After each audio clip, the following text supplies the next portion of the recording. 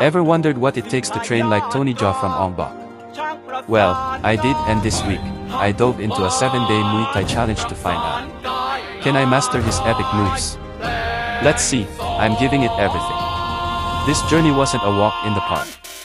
I tackled knees, elbows, and some seriously tough kicks. Was it challenging? You bet, my muscles are still feeling it. But every drop of sweat is pushing me closer to those legendary skills. Check this out. Watch me land those knee strikes with power, bam. And nail those elbow combos. The kicks? They're getting sharper every day. It's tough, but I'm not backing down. What's your favorite Tony Jaa move?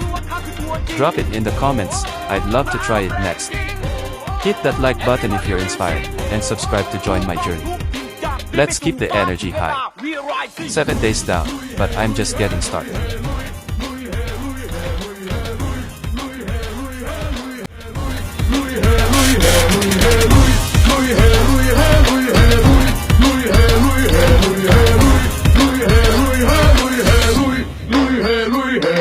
สงบกายใจตั้งพุทธิปัญญาอุปสรรคมันชกมาให้สลับปันปลาก่อนจะโต้กลับด้วยจับชวาลาตามด้วยมนต์จันหลักหักพวงอัยราจับชวาซัดหอกฟันสองเข้าไปประเคนใส่เห็นล่วงที่ปลายคางด้วยยอเขาพระสุเมนปัตตะเถนคำฝักตบปักษาแหวกลังเขาวิรุณหกตับจับเอาดวงใจมาเป็นพลังเข่าลุยจระเข้สถานให้กระจุยปัดบัดคู่ตัวสู้อีหนาวทั้งจิตเข้าตะลุยในวันที่ฝูงลิงแห่งความกล้าเขาเข้าตะลุยจะไม่ยอมจนมุมคุณยักษ์กับลิงไม่มัวคุยเกหุยก่อนที่ร่างเป็นผุยงอนกลับไปสู่ดินการสลายเป็นผุยนาคาบิดหางเข้าตาปาและปักคอยเข้าประจันแต่ขอต่อสู้กับใจท้อดับผัดคอยเราสอนทุกคำสอนอย่างจดจำคำพ่อแม่และครูบาคอยเสริมพลังสัญญาหายใจว่าจีกรรมตัวยังไม่ตายไม่ยอมพ่ายต่อชะตากรรมเกิดมาจากพื้นดินจะทิ้งชื่อไว้ลายก่อนกับลายสู่พื้นดิน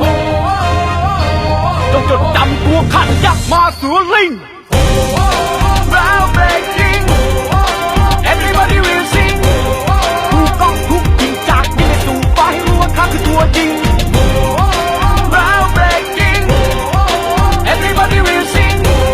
ถูกต้องทุกจริงจากดินไปสู่ฟ้าถึงเวลา We are rising ลุยลุยเฮลุยเฮลุยเฮลุยลุยเฮลุยเฮลุยเฮลุยลุยเฮลุยเฮลุยเฮลุยลุยเฮลุยเฮลุยเฮลุยลุยเฮลุยเฮลุยเฮลุยลุยเฮลุยเฮลุย